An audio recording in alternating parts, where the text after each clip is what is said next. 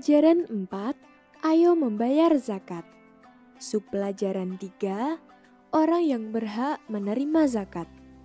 Orang yang berhak menerima zakat disebut mustahik zakat.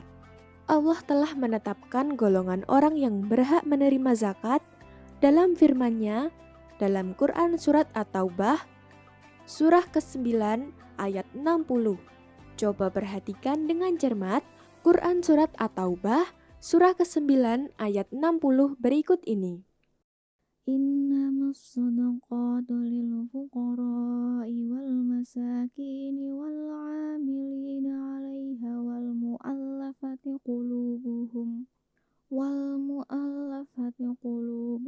wa fir riqabi wal kharimina wa fi sabilillahi wa banis sabil faridatan minallah wallahu alimun hakim.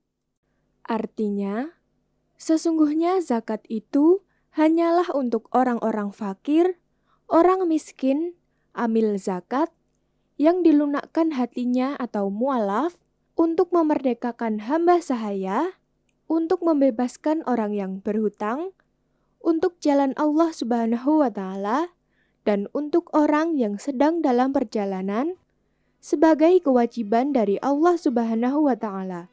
Allah Maha Mengetahui, Maha Bijaksana. Anak-anak, untuk lebih memahami, marilah kita simak penjelasan 8 golongan orang yang berhak menerima zakat. 1. Orang fakir, yaitu orang yang amat sengsara hidupnya, tidak mempunyai tenaga atau harta untuk memenuhi kebutuhan hidupnya. 2. Orang miskin, yaitu orang yang tidak cukup penghasilan untuk memenuhi kebutuhannya sehari-hari. 3. Pengurus zakat atau amil, yaitu orang yang diberi tugas untuk mengumpulkan dan membagikan zakat. 4.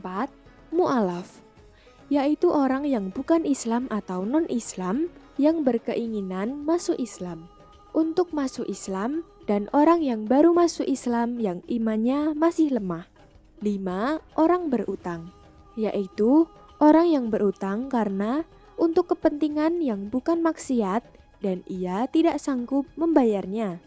Orang yang berutang untuk memelihara persatuan umat Islam. 6. Orang yang berjuang pada jalan Allah atau fisabilillah, yaitu orang yang berjuang untuk keperluan pertahanan Islam di zaman Nabi Muhammad SAW. Fisabilillah itu mencakup juga kepentingan-kepentingan umum, seperti mendirikan masjid, musola, sekolah atau madrasah, rumah sakit, dan sebagainya. 7. Hamba sahaya, yaitu budak yang harus dimerdekakan. 8. Ibnu Sabil, yaitu seorang anak yang sedang menuntut ilmu namun kesulitan dalam pembiayaan. Nah, dari pembelajaran ini, apakah anak-anak sudah paham dengan materi yang telah disampaikan? Rajinlah belajar dan tetap semangat ya!